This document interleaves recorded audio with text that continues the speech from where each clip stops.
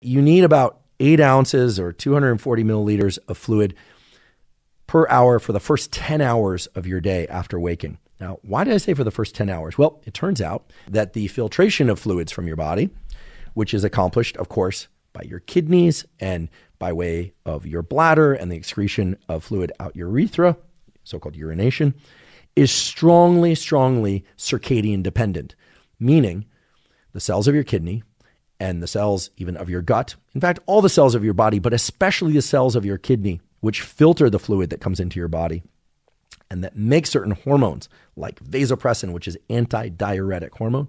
All of that functioning of the kidney is under strong regulation by so-called circadian clock genes. Circadian clock genes are genes that are expressed in every cell, but that in certain cells of the body very strongly impact whether or not that organ, in this case the kidney, is going to be activated, meaning functioning at a very high level or at a reduced level.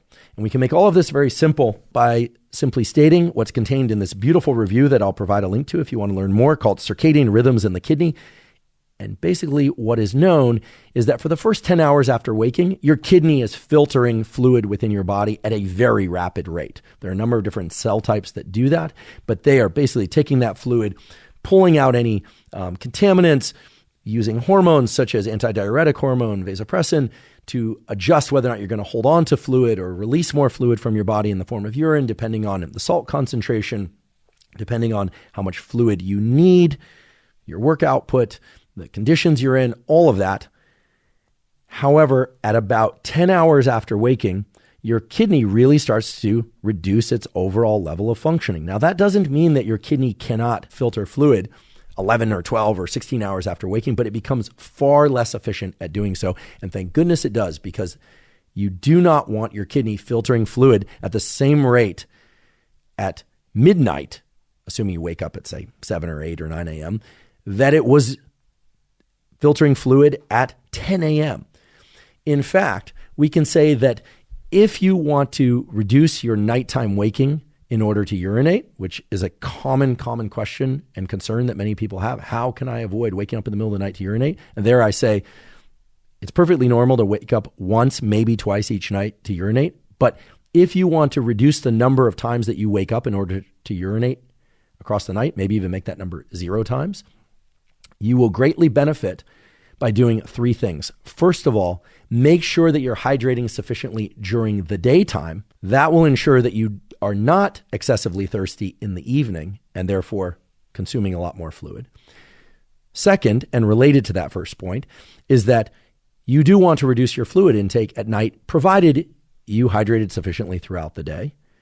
And believe it or not, the rate at which fluid moves from your gut and into the cells and tissues of your body, and then from your bladder into urine, is determined not just by the volume of fluid you ingest, but also the rate at which you ingest that fluid.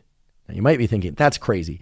That makes no sense at all, right? If I drink a ton of fluid slowly, doesn't it still mean that I'm going to urinate a ton?